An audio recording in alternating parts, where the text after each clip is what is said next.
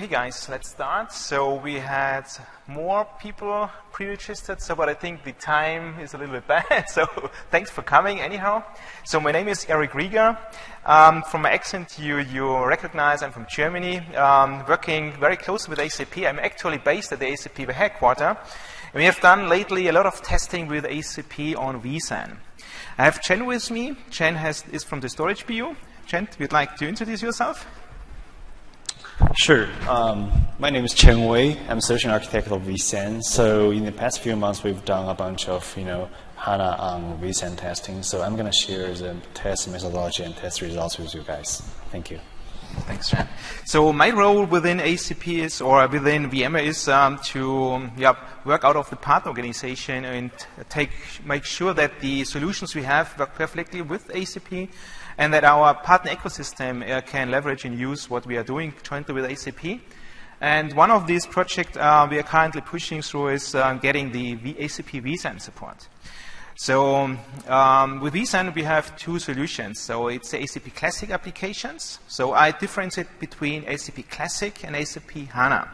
So the use cases we are showing are both, but currently supported is only the ACP Classic side.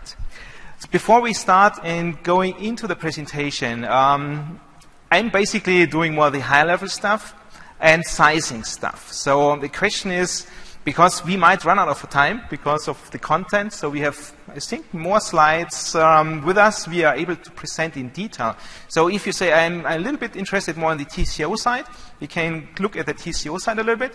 If you say, I'm very, very eager how to do the sizing, the actual sizing, we translate ACP so-called subs, which is the performance of a SAP system, into IOPS. Then we can do a little bit more of the sizing part. So you give me a little bit orientation where I should spend the time. Because Chen then will present all the HANA use cases we have gone through, because I think they are very good proof points that the solution is really mature by now, it's really reliable, it's very fast. So sizing, TCO, sizing? Perfect. TCO? Okay, TCO a little bit late, a little bit less, but we will cover it as well. Okay, we have a disclaimer with us, so things might change, especially the ACP HANA support. So things might change. Therefore, the content in the slides not, let's say, fixed in stone. So before we start, I think that's a good starting point, this slide. So a colleague of the Business Critical Applications group had done a survey last year with over 1,600 customers all over the world, and they have asked what are the majority of applications you're going to virtualize by now. And interesting it is, they virtualize by up to 46% by now. So that means close to 50% of all customers virtualize ACP. And 66% of these customers rate these applications as business critical. It means 50% of the customers are virtualizing ACP, and 2/3 of them say these applications are business critical for me. So it means not only dev and test systems, real production systems get virtualized nowadays. And there's another statistic, which I don't have with me here, but it also says there are TCO studies, there are studies from IDC or Gartner, and there's a lot of adoption rate of vSAN. So vSAN is very interested from these customers, and it means that over 30% of these customers looking also to use vSAN in their environment. And therefore, I think it's very good that we have started this project to make sure that the vSAN is able and ready for a business-critical application like ACP. Okay, use cases. So the first thing what I'd like to start is a high-level architecture. So I don't like to go into the deep because I think you have joined already some other vSAN sessions, but the major differences, I would not say difference, it is in an SAP environment we strongly recommend to have at least 4 nodes. Why 4 nodes? That's very easily because if one node is broken, you have an issue if you only have 3 nodes. So with 4 nodes, and we have, from the sizing point of view, we consume the IOs and the compute capacity only of 3. It's a typical C++ environment. We are ready for a host failure. Again, business critical applications need to have capacity. And we are also ready for RAID 5. Because for the data, we'd like to use a RAID 5 level instead of the RAID 1 level because it's more cost sensitive and it's fast enough. And for RAID 5, you also need 4 nodes. And again, for the failure tolerance, we like to have also a 4th node. And once we have 4, it's much easier to deal with such failures.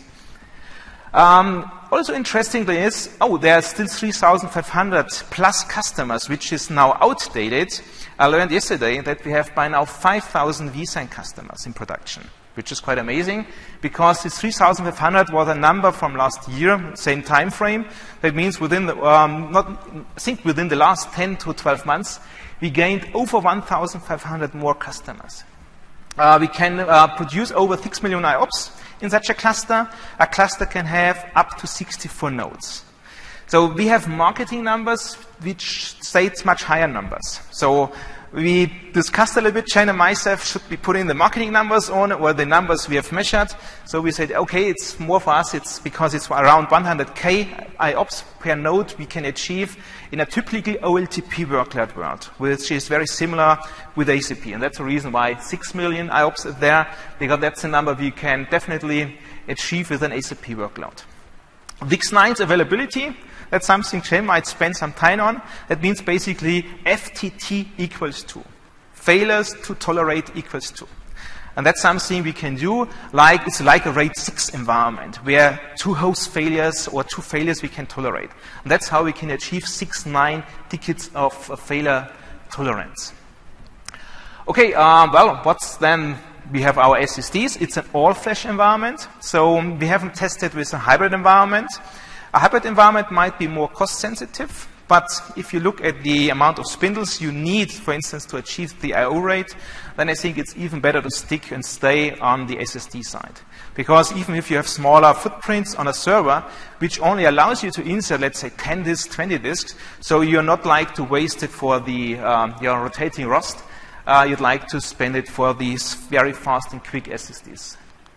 Then we have our VM's ACP running on top of the stack. That's also a very old slide I stole from somebody, but I think it's giving you a very nice description why vSAN is very attractive. So in the past, you had an ACP sizing. And normally an ACP sizing starts with how many users you have, what's the typical workload, which ACP models you're using, and all this gives you an idea how big my systems have to be. With this, you are able to now size a system in terms of the IOPS and the capacity in terms of disk space. And this is something you have to predict for the next 3 to 5 years. Then you have the data growth rate, and for sure, in a normal environment, because you buy it once, then you get the investment, and you will find out you either oversized everything, that means you are good for 5 years, but it was very expensive, because you might even be able to survive the next 10 years, or you have sized it, let's say, didn't oversize it, and then you run out of space or capacity on the overside very soon. With vSAN, it's dramatically different, because now we have policies, and we have a scaling environment, which allows you to add another host, another vSAN node when you need more capacity and more I/O capacity, not only storage capacity. And that's policy-driven, and that's fixed in stone, something which is very hard to manage. And if you have done this investment, you have it, and it's very, it's unflexible. And here, you get all this nice flexibility and having a more flexible and more dynamical environment. Okay, these are business cases for ACP. So I have 3 business cases. The first of all is the reduction of the complexity in infrastructure. So a typically SAP environment, if an SAP customer starts his journey, he has an SAP ERP system. This ERP, that means a typical system. You do all your processing, your sales distribution. Then we have, for instance, a CRM system or a SCM, supply chain management system, and a BW system. And all of the systems need a so-called landscape. A landscape in SAP starts with at least 3 systems. You have a development system, you have a quality assurance system, and you have a production system. Here you have up to 5 systems. You have an education system, a sandbox system. So SAP has defined up to 7 levels. So you could even add 2 more here. You'll see how explosive this environment can grow. And that's basically how virtualization helps us a lot in consolidating all these different host systems. And now we apply the same concept on the storage level. So bringing now down this complexity of sprawling, let's say, LANs and storage, and now consolidating on a common and harmonized virtual design environment. So that's the first thing, reducing the storage complexity. Then we have the business case 2 allowed the management, the simplification of the management. By having the storage policies where we define capacity, where we define the availability level, where we define read cache and the stripe width, for instance, to define failure tolerance and speed. Though we have the rules, we set once, we can assign to a VM, we have a golden rule, a silver rule, or a bronze rule. And with these rules, let's say, you deploy a new VM, and the VM gets automatically, let's say, designed or stored on the correct storage site, or gets all the storage policies to make sure all these rules you have just defined really gets applied to this VM. And that's how storage management gets easier. Instead of calling up the storage administrator, changing the LANs, exchanging configuration, you have the different policies, and the rest gets done on the vSphere level and on the vSAN level. Next thing is cost. Business case 3 is around cost. Now that's also a little bit outdated because it's from 2015. So we have today 2016. So if you blame me, that's okay. So I hope the costs, I think they are within 10% still the same. So it might be that the flash cost, for instance, for traditional storage is not $20 bucks any longer. Maybe it's around $20 by now. But you see still that's a price difference between 10 to 12 times. If you have server storage or you have traditional enterprise level storage. And the price comparison, if you do just on a capacity level, ignoring completely the I/O side, then we have let's say, a little calculation here. Like we have an example with an SAP ERP system, which needs for the SAP system storage around 500 gigabytes for database, plus 200 gigabytes for OS and log and binaries. And then we need something for backup, for instance. Then we have in total 1.4 terabyte. And if you do just a calculation based on the capacity, ignoring completely HA, ignoring OPEX, ignoring, let's say, different costs on feature levels on the storage side, just doing the comparison between the cost on the flash side and the side and the comparison between the networking ports. Because with vSAN you have Ethernet networking. For the fiber channel stuff, you need fiber channel based networking. And you get a price difference from up to 840%, which means that's basically a price reduction, if you do it the other way, of up to 88%. Less cost, only on the capacity level. So that's something you can challenge. We have a TCO calculator, so if you go to our web page, you can do your own calculation. And this TCO calculator we have online not only looks at the capacity side, it also looks on the OPEX side and the real cost of today's, let's say, storage arrays. But it's just a simple comparison between how vSAN is changing the game more or less, how server storage, x86 hardware, common hardware, compared to proprietary storage components, dramatically reduces the price. Okay, the architecture again, that's basically our test environment. So we had the 4 hosts. On the 4 hosts, we had a cache tier, we have a capacity tier. Again, everything is all flash to make sure we have a high I/O rate. And we have 4 host systems, again, because we'd like to survive one failure without big issues around the management side. And then we have our VMs running on top of the vSAN, but also on the vSphere cluster. So you start the vSphere cluster, then you enable vSAN by a one click, basically. And if you have supported components, the vSAN configuration is done relatively fast and quickly. That's the environment. And then we have the storage policies. Again, you can have policies for all the different themes, like you have a different test environment, you have a production environment, so you select your correct policy and then get the right level on performance, capacity, but also the failure tolerance. How does it look like on a physical layer? So we have a computer on the back, for instance. We have storage in the front. In the middle, you have VMware. That's basically how a converged, hyper-converged system would look like from the physical point of view. So the next thing is if you start a vSAN project. So you say, hey, that's a new technology. I don't know. Should I really invest in it? Is it mature? Is it stable? Might I have issues in installing it? Because these are decisions a CEO has to take, and maybe it's the wrong decision because at home I don't like the solution. So using the VMware way in managing storage, you have a storage pane. The good thing is we have vWall enabled arrays, which you could also consume and configure by now the policies, and we have traditional storage. And by using and leveraging storage vMotion, you can instantly move your VMs from one side to another. So it means it's not a lock-in. So you can have really, you start with vSAN, you have traditional storage, and you can still use it when you say, that seems to be today not supported as in the SAP HANA environment. Use the traditional storage, which is SAP HANA TDI certified. But for TEF and test, you can use, for instance, the SAP on the vSAN environment. And once you go in production, you can move it around. So it's not a lock-in, it's a quite nice solution which nicely integrates in our stack. Some use cases, again, more. We have all the nice ACP operations, so it's completely transparent and usable for all the features we have, VMware HA, vMotion, storage vMotion. We have software checksum, we have deduplication, encryption. So everything helps you in achieving higher ACP operation levels here. Data protection, disaster tolerance.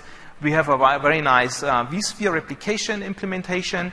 Chen has done a lot of testing around this. We have very high RPO times. That means RPO times up to 5 minutes everything, or it could be around 5 minutes and lower. With vSAN enabled, if you're not using vSAN, then it's possible to have up to 15 minutes. So vSAN is helping you also in achieving better RPO numbers. If you need synchron or RPO equals 0, then you need to have synchron storage replication. That's not possible today. Then we have for sure the virtual desktop stuff, which you can also use for the ACP side. Then it's a very nice solution to start database migration projects. As you know, database migration means you need to migrate huge parts of storage and you need to consume a lot of capacity. And so it's quite easy to start with the vSAN stuff because you need a compute host. Another one, where you'd like to have the migration, to have a database export and import, you have to store the data somewhere. Why not on vSAN? And vSAN, because of the price point, helps you in doing this database migration projects. Then we have a very, very low latency storage, which is quite amazing because everything is software. But Chen gives you the numbers here. So it's really, we are quite fast from the throughput side and also from the latency side. Not supported yet for HANA. We're working on it. And again, storage-based policy management. Now, these are the typical use cases if you look just on the storage side.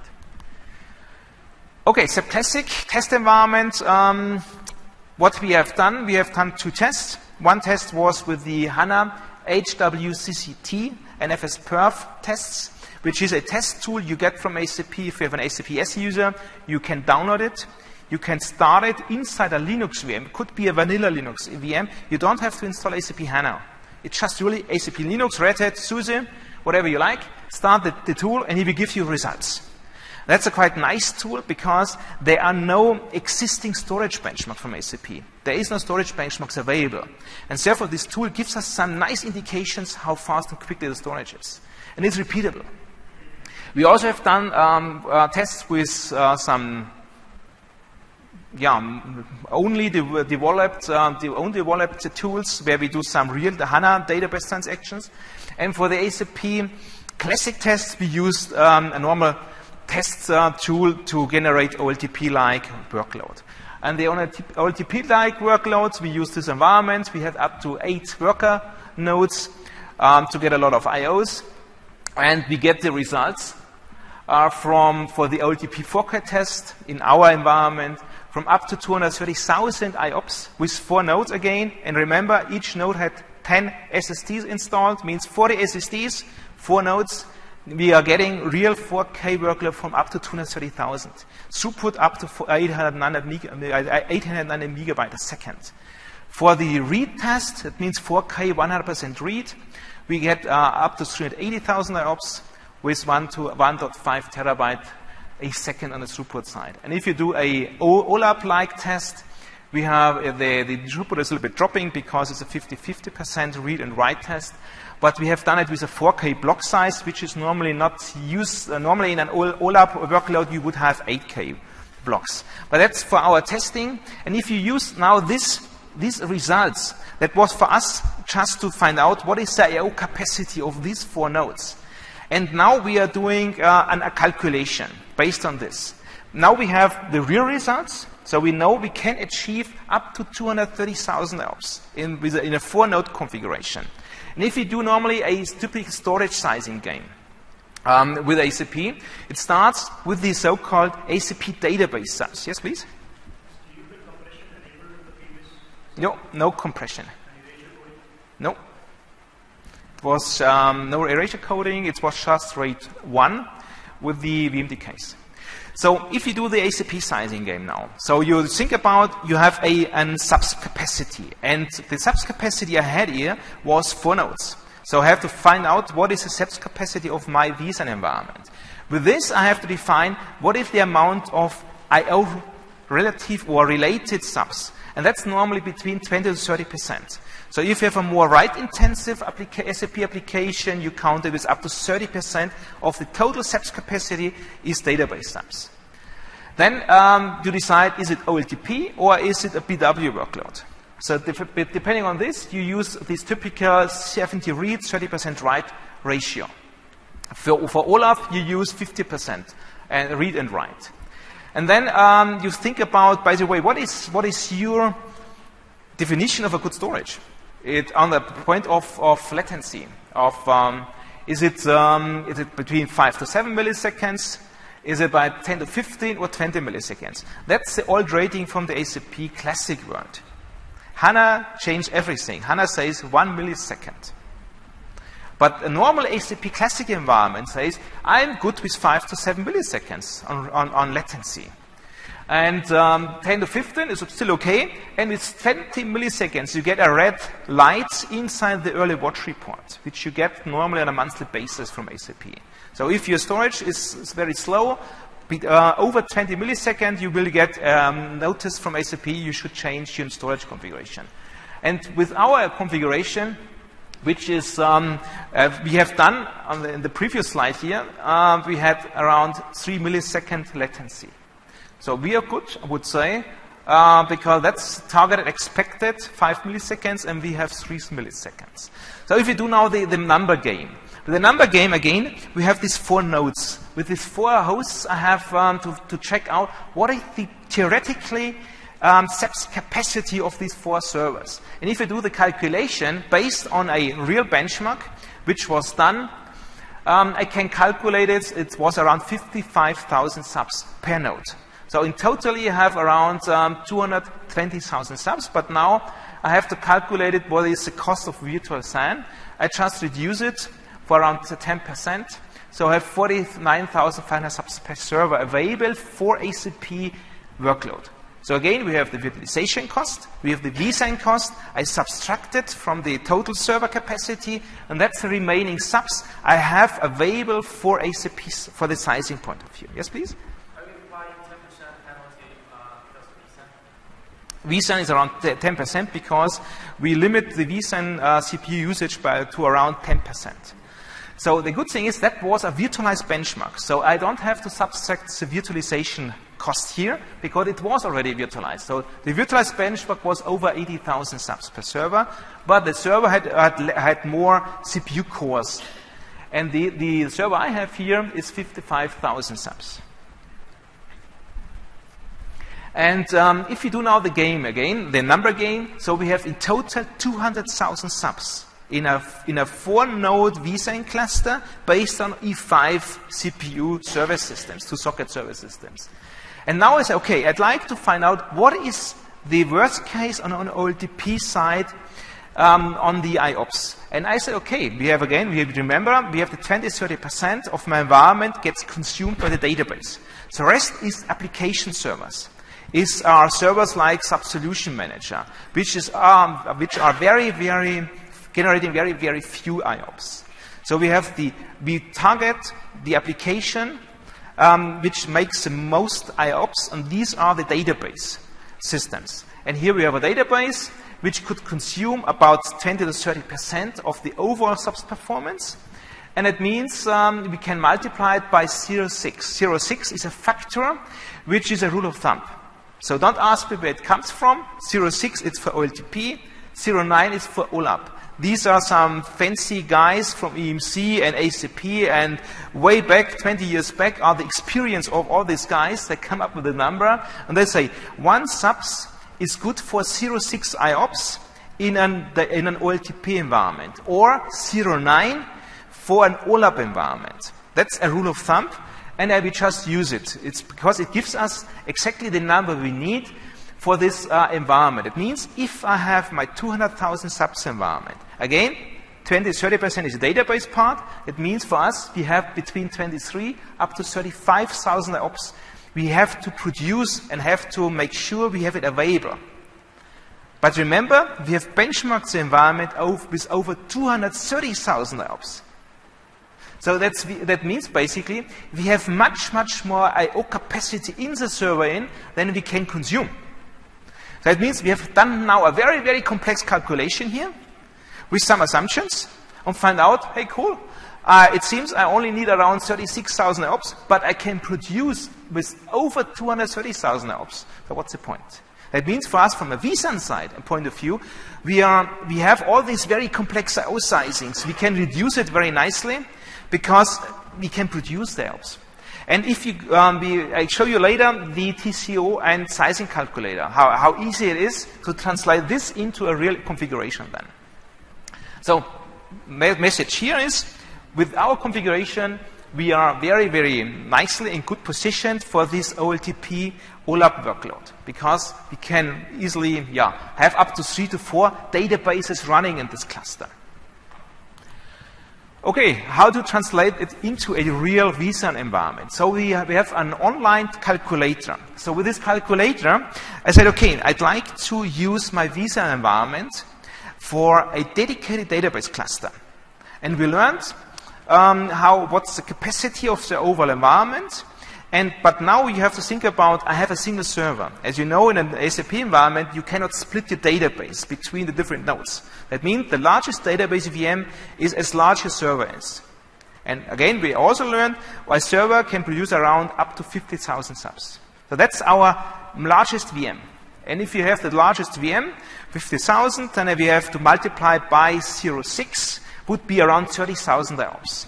And I used here the worst case calculation we have done in the first thing. And I said, okay, I have 3 VMs running on it, 3 database VMs. Why not 4? Because the 4th node is my HA node, my failure tolerance node. Therefore, I only like to have 3 VMs with up to 35,000 IOPS, OLTP workload. I have 4 VMDKs because in my calculation I'd like to have around 1 terabyte per VM. And I have 4 VMDKs. And I have up to 24 vCPUs, so it means my VM is consuming the complete host here. So I have a really large database VM, 1 terabyte of disk space, 24 vCPUs, and with 35,000 IOPS. And then that's basically the summary. If I go through the interview, and it gives me now a cluster which needs around 140,000 IOPS. Again, we have 230,000 in our test environment, so we are still good here. And that's basically the calculation. Then I can here, in my interview, can also say, what's my stack space, how many failures I'd like to tolerate, and so on. And once, that's basically the sizing configuration, that's the link for the sizer. And once you have done this, you get a result like this here. And here you can now fine-tune your environment.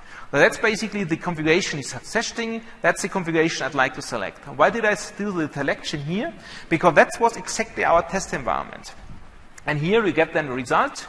And then we see we have around an environment which is able to produce per node 37,500 IOPS, which is that's what we need. and that with this means we can configure the environment and get a configuration example, or a guideline how we should configure our vSAN cluster. And that's basically a nice statistic, what is my available storage before failure and after failure. That means before failure and after failure. The only thing what you have to make sure is when you do these sizing calculation and using our calculator which is online, that you use here a CPU platform which is SAP supported. Now it's basically up to you which vendor you select. If this vendor is a Dell, if this vendor is HPE, if it's an Hitachi system, it's completely up to you. You just have to make sure that the CPU platform is supported and the system, actually the actual system you select at the end is VMware certified, is VMware vSAN, or at least includes vSAN certified components and has SAP certification status. So these are the three things you have to make sure. But I think with this, you have a very nice guideline how it should look like.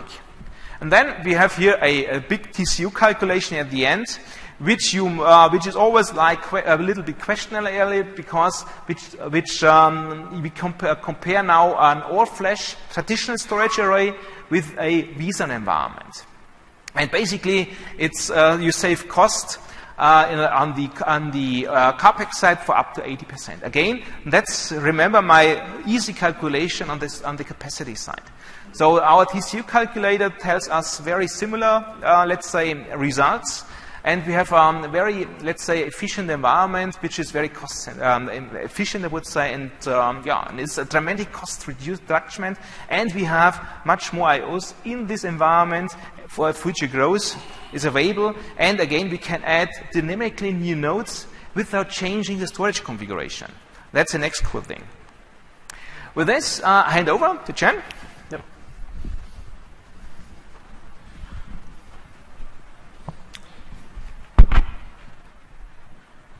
Thanks, Eric. So, like I said, I'm going to share some test methodology and test results. But here I want to mention one thing is, if there's only one thing you guys can take away from this session, there we go. So please remember, HANA actually loves VirtualSAN, right? So actually, let's go through the aspects I'm going to cover today. So first of all, I'm going to cover the performance.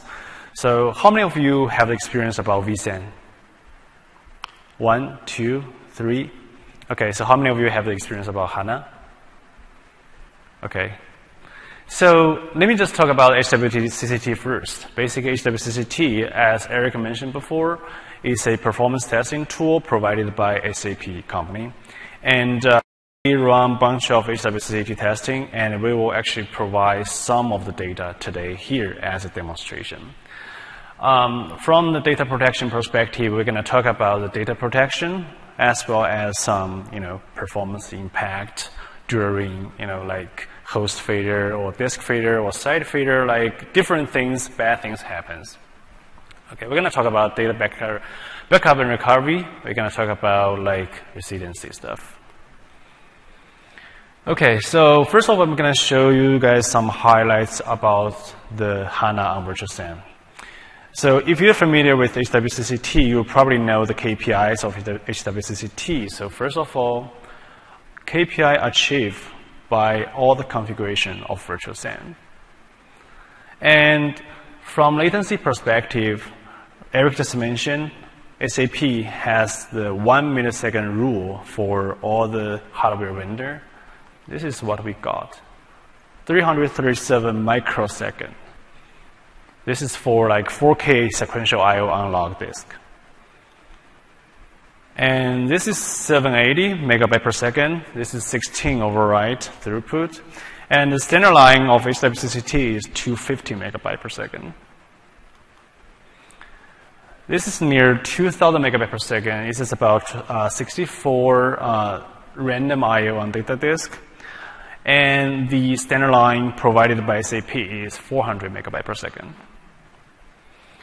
From backup perspective, we actually went to 322 megabyte per second as a backup speed. And we actually can recover the whole system in 5 minutes. So, survive. SAP HANA can survive from, like database failure because we have backup and recovery regularly. We can survive from one or more disk failures, one or more host failures. This can be configured by using different configurations through storage policy-based management. Single-site failure, two-site failures could be when you're having this virtual SAN stretch cluster configured or with SRE recovery manager configured.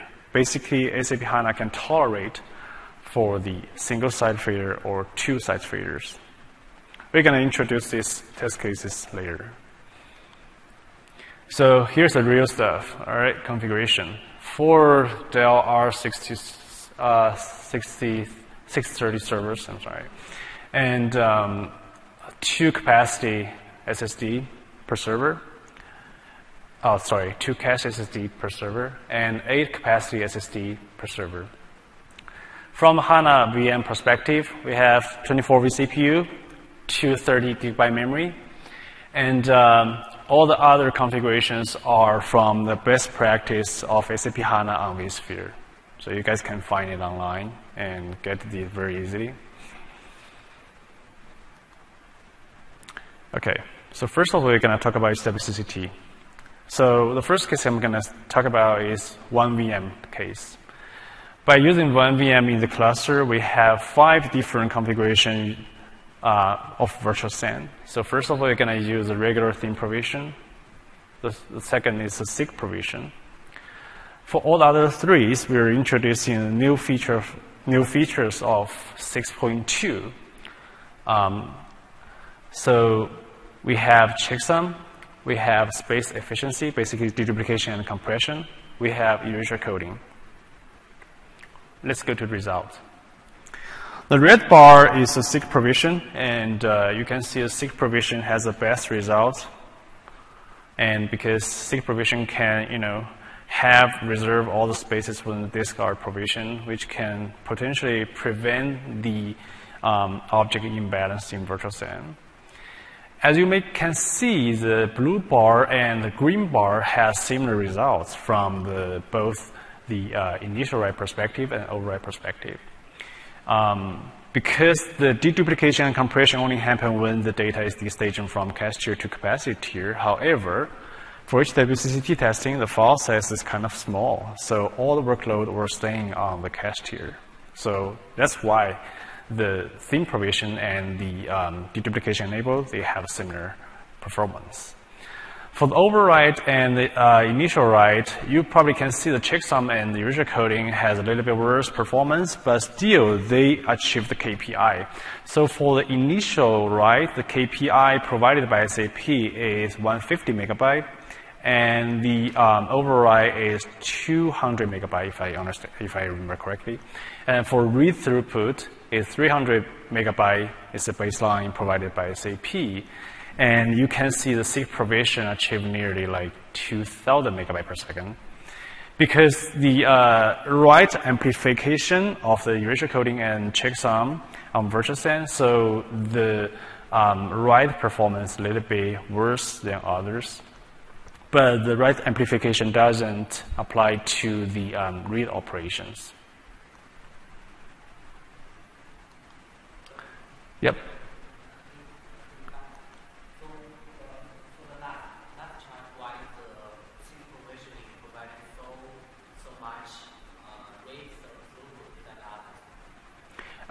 The explanation I can make here basically is because it's all the objects are evenly distributed to all the disk groups or all the disks. Because for all-flash cluster, we don't have the read cache enabled on the cache tier, so more disks can be engaged into the read operation.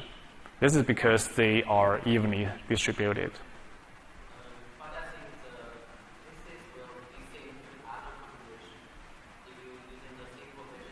Right, because SIG provision can help to, because actually it's reserve space at the first hand, so basically it can help to prevent the imbalance, object distribution imbalance. That's the reason.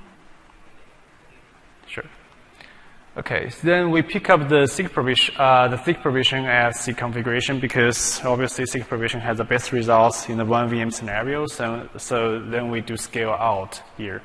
So from cluster-wise perspective, you can see the aggregate data for 1 megabyte.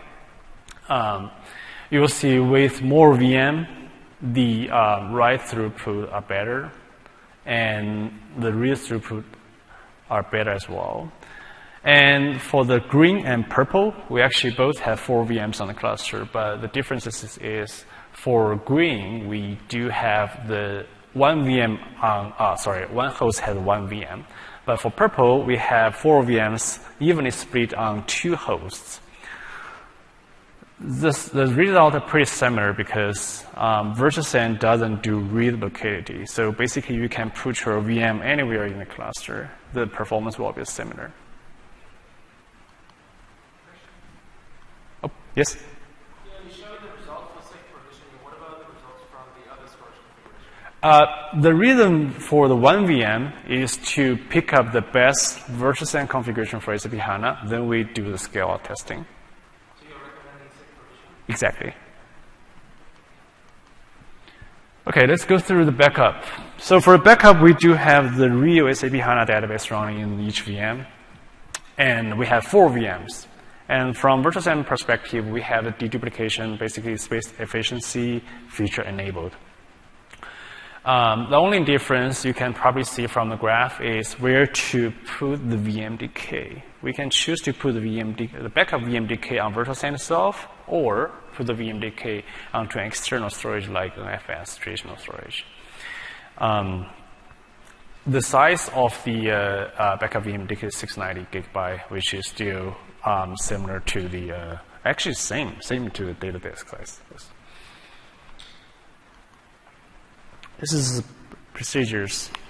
First of all, we have some script to generate data, which is like 48 tables. In each table, we have 10 columns, and with 8 million big int record inserted. And so for the second step, we are doing the data execution. Basically, data execution is actually doing select max from each column, and basically it's the read operation. And while doing the data execution, we're doing the data backup at the same time. When the backup finished, we were trying to simulate the database failure. Basically, we drop all the tables to evaluate the performance of data recovery. Okay. So let's compare the blue and red first. Blue is only 1 VM has a backup scenario, and backup we put the backup VMDK on VirtuSAN. And red is we have 4 VMs, and we put the backup VMDK on VirtuSAN itself. So you can see red has more execution time here, and the backup speed for red bar is actually slower, much slower than the 1 VM scenario. And this is the backup speed. For recovery, same story. So, which means when there are more VMs, the VirtuSAN basically has more stress, more workload. So all this group are more stressful, and in that case, the impact are greater than the 1 VM scenario. Now let's compare the orange and the yellow. So basically, yellow is backup to an FS. So you probably can see from the data execution perspective, backup to the NFS, the impact to the data execution is not that big as the backup to vSAN itself, because the data is backing up to external storage. It doesn't have any extra workload to the VirtuSAN, so this actually doesn't make sense to me. But from the backup speed and recovery speed perspective, it's definitely worse. So, because NFS performance is definitely worse than vSAN, so that makes sense to me as well. Questions? Okay, some takeaways here. So backup recovery, just like with more VMs, we probably have more impact, and because more workload will be running on the virtual SAN. And secondly, when we're comparing the virtual SAN and the external NFS storage, we'll probably see the impact to the database performance. So obviously, backup to the external storage, the backup performance will be less. However, the backup speed and recovery speed is absolutely depending on the storage itself. So here we conclude, if there's no high-performance kernel storage, we definitely recommend to have the backup VMDK on vSAN itself. Now let's go through the component failure. So first of all, we're going to do the capacity SSD removal case. The second is the SSD fail case. The third is host failure case. So you probably want to ask, what's the difference between 1 and 2? Basically, for first one, the data rebuild process would not be starting in 60 minutes because vSAN will wait for 60 minutes, wait for the disk to be plugged back in. And for second one, once any error detected, vSAN will start rebuilding the objects immediately. For third story, is actually have the same story with first one, because when there's a host failure, might be some kind of like power outage. So vSAN will actually wait for that host to get back into the cluster in 60 minutes. After 60 minutes, it's going to start rebuilding the objects. This is the architecture we're using for the testing. Okay, procedures. Similar procedures, we're running data generation. And so we have the data execution. After starting data execution, we have 3 different cases like remove a disk, fail a disk, or fail a host. Then we just collect the data execution time to compare the results. The first bar is the 4 VMs, the data execution time without any failure. And second and fourth, basically, is disk removal and host failure. So you can probably see from the percentage perspective, there is only 9% and 15% different with the first one. However, for third one, which is disk fail, and it has a lot of difference with the first one. Because, like I said, if you fail a disk, the vSAN will start to rebuild objects immediately. So, some takeaways. First of all, this is good, right? Because vSAN basically is going to wait and no extra workload in 60 minutes. However, there might be less disk, which means another copy. If you're going to have a read operation, the data path may change to another disk, physical disk, which means another physical disk may have extra workload. So for second one, you have extra workload adding by the data rebuilding process. Because we have the space efficiency enabled, in that case, once you fail an incapacitated disk in a disk group, the whole disk group will be offline. So which means once we lost one disk, we lost the whole disk group when you're turning on the space efficiency feature of virtual SAN. And so we lost disk groups, so less disk groups to process the data, which means worse execution time. Okay, so the third one, the host removal, basically we can apply the same rule of the first one, but we will have less disk groups because, for example, we have 8 disk groups in the cluster, but after we fail the host, we'll have only 6.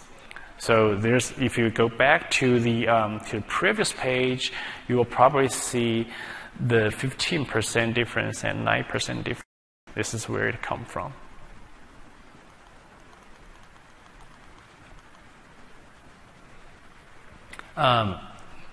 Let's introduce the stretch cluster. And yes?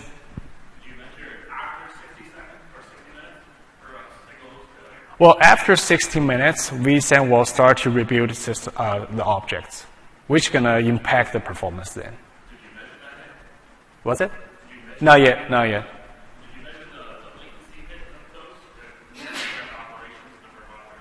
You're saying the latency? We actually have the latency measurement about stretch cluster, but not the failure case, because for we're not running SWCT, we're running some real, like insert data and data execution. So it's a little bit hard to measure latency as that kind of, the scenario. So it's a stretch cluster, and combined with site recovery manager configuration. Basically, this is a comprehensive configuration. And if you're familiar with stretch cluster, you will know VM could be survived upon a cluster site failure, right? And for SRM, basically you can have like two different places to have your VMs: protected side and recovery side. Once the VM is messed up on the protected side, the VM's copy can be up and running on the recovery side.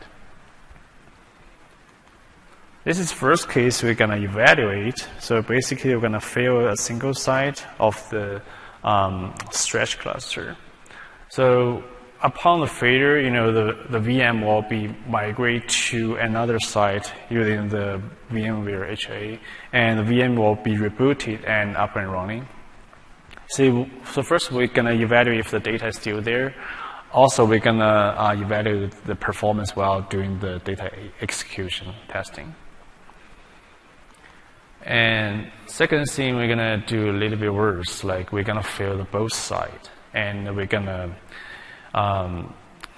turn on the SRM feature. See on the recovery side if those two copies can go back up and running, and if there's any data loss. So this is the procedure we've done. And basically, those are two scenarios. First scenario is single site failure. After single site failure, we're going to do data execution to compare the results. This is two site failure. Two site failure, we won't actually do the data execution because it doesn't make any sense to do any data performance evaluation on another vCenter or another cluster. But we're going to do a data resiliency validation, see if we have all the data or how much data we lost upon that.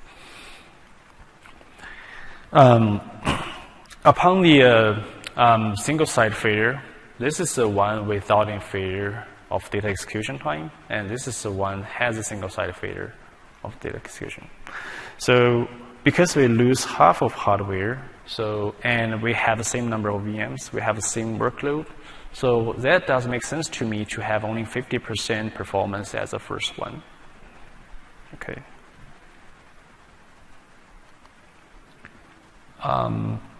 Okay, some takeaways from here. So single site failure, no data loss, and there might be some performance impact. And what we got from the two site failure scenario, you can probably see the VM can be up and running in very short time on the recovery side. However, there might be a minor data loss, but since we have 5 minutes of RPO, the data loss might be very, very less. You can also try to use the SAP HANA system replication to do the data protection in that case. However, once you set up the system replication, you may have some performance penalty due to, like the latency between those replica and the primary VMs. That's it. Any questions for me? Yes, please. Looking at the latency numbers from the first half of the presentation for random practice specifically, I'm an Oracle DBA, not a DBA, but there's some similarities there. Looking at a VMAX all-flash array, or even a VMAX hybrid disk system, I've got a write cache, and it services those writes in less than a millisecond, day and night, no matter what.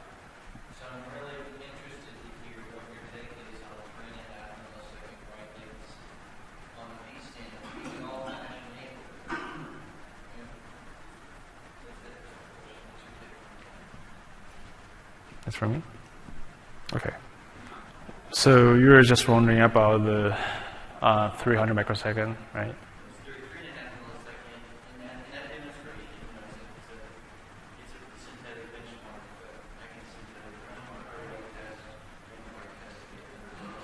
Okay, because each WCT might have like different workload. Because for synthetic testing, we're using a CI bench. Basically, it's a wrapper of a VD bench, and where you have 8 VMs. Each VM will have 10 VMDK. Each VMDK have 10 G, which is like much different size. Because we have like 800 gigabyte size, but for each WCT testing, if you're testing log, only 5 gigabyte.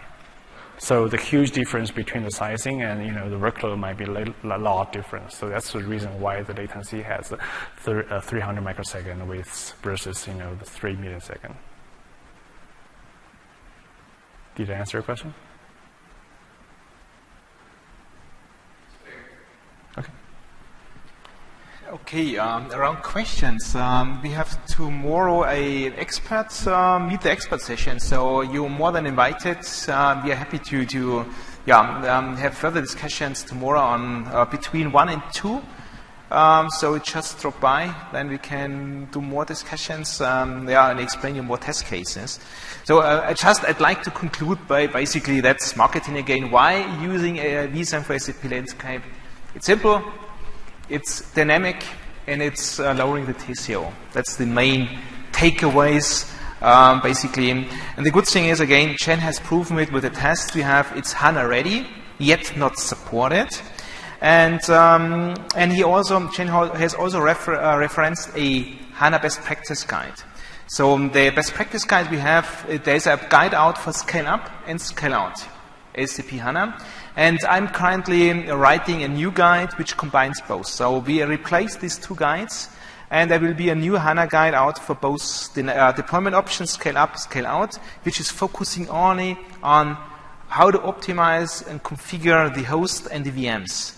The complete architecture, the best practices, also ACP HANA sizing in terms of production sizing and non-production sizing, because HANA sizing is differently from the ACP classic world. So the guide was around 100 pages. So you're more than welcome to read it once it is reviewed by SAP, because SAP will more or less prove it and check the complete content, and that's the reason why it's not yet published. So it's hopefully soon there, hopefully in September timeframe. Then you get all the information how to configure the HANA VMs. But again, that's for SAP Classic. For SAP Classic, we don't have any specific support statement from SAP, because SAP does not support, or let's say does not certify storage for SAP Classic applications. And if I say SAP Classic, I mean the SAP NetWeaver stack. The typical ERP, solution managers, Business One applications, so everything which is not SAP HANA. That's SAP Classic.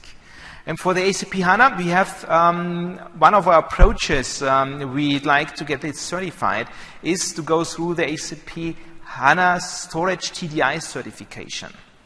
You might be aware of this, and that's a question what I have to you guys, because ACP is, let's say, not very familiar with concepts like hyper-converged infrastructure, where you have storage and compute in one box. If I talk with ACP, said, I'd like to install HANA on storage. Then they look a little bit puzzled and said, hey, you'd like to store data on the storage. No, I'd like to install the application on storage, because it's a hyper-converged system. That's completely new for them. And therefore, we have to do little micro steps. That means the first approach is really to do the TDI storage certification, where vSAN works as a dedicated storage, and you have HANA certified systems using and leveraging, consuming the vSAN storage. So do you think that would be an option for you? Because that's the first entry basically in the SAP HANA workspace. Otherwise, no software-defined storage yet is available beside the Scalar-U solution from EMC. That's the only one, I think. There are, I think, one from Fujitsu as well. But otherwise, we have less way in getting into the HANA market. And once we have it in, then we can add compute and let's say leverage the compute for the ACPs, I always say the edge systems. For the application stack, install the application server stack on the HCI environment, on our vSAN. But again, HANA is running on different nodes. And the future would be then even have a converged environment like for the HANA entry server level systems to have a complete, let's say, predefined solution where you are allowed to install the smaller HANA VMs on the same compute nodes. But that's something, it's a very long road for us jointly with SAP because they are a little bit unfamiliar with HCI environments. So do you think it's okay? You move in these little micro steps forward with SAP, or do you think, oh, that's a no-go? You'd like to install today HANA on the vSANs, the servers as well. Because it's lowering the TCO, definitely. Yeah. Okay, well, another thing, again, we have this little session tomorrow. We are open for questions. We can do some sizing, some test case plays. Here, there are some additional readings which are in the presentation. So you can download it, I assume. So that's basically the support status. And here we have a lot of documents by now. We have SAP notes, which give you the best practices, but also the information how to, let's say, configure the vSAN environment. Like, we are not like to support vSAN below the 6th version. So for us, it's vSphere 6.60 update 1. That's the vSphere version. At least we are going to support. So if you go vSphere 6, it has to be update 1. That means vSAN 6.1 is the version we are going to support in SAP environment. Again, 4 nodes. And the rest is here on these documentations. Here we have all the SAP nodes listed, which you might be interested. And here we have a lot of blocks. So we have blocks for the SAP Classic side on the SAP web pages, SAP on Virtual SAN, which currently only documents the SAP Classic side. Then we have SAP HANA support status, and then we have some blocks around gens testing. Another colleague from the storage BU had another, let's say, block around how we can use it and leverage it. And here we have some blocks from my side around our solution portfolio we have or the HANA stuff. So there are more stuff to come again. So once we have agreed with SAP how we move forward, we are preparing a paper, a vSAN paper as well, architecture, test guide. So that's something also coming out. So hopefully stay tuned. There is more to come. It's actually ready, but we have to discuss with SAP what we can publish and what not. Okay, then see you tomorrow. If you like, come by. We are looking forward to speaking to you. Thanks for your attention. Thanks to stay so long with us. And enjoy some Vegas, I would say. Thank you.